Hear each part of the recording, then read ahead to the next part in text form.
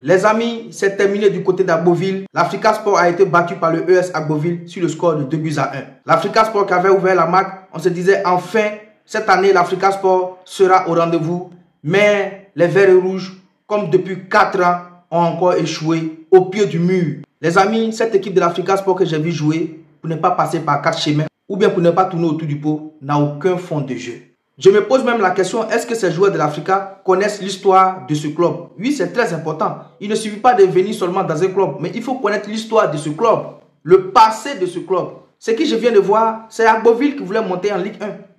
C'est Agboville qui avait envie de monter en Ligue 1 et c'est s'est démontré tout au long des 90 minutes. Parce que toi, l'Africa, tu as le dos au mur, tu viens, tu inscris un but. Et tu joues comme si, oui, tu avais déjà obtenu la montée. Une défense passoire. Je me demande même qui fait ce recrutement des joueurs de l'Africa. Qui fait ce recrutement parce que ce jeu laisse à désirer. L'Africa Sport a été battu et passera une nouvelle saison en Ligue 2 ivoirienne.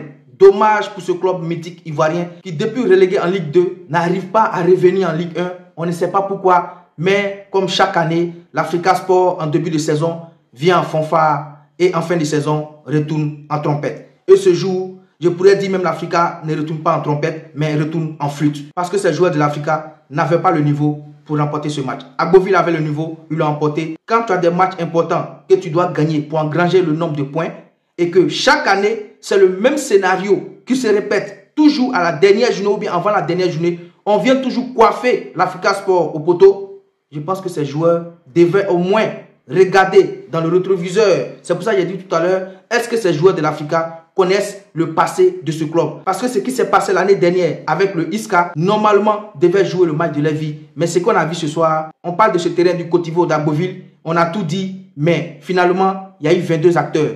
Il y a eu 11 du côté d'Agboville, 11 du côté de l'Africa. Et le ballon a bien roulé du côté de l'Agboville. Cette même équipe d'Agboville est venue à Abidjan et a tenu l'Africa Sport en échec. Donc on ne peut pas prendre comme prétexte le terrain. C'est les joueurs de l'Africa Sport qui n'étaient pas à la hauteur parce qu'ils n'ont pas mesuré l'ampleur de ce match.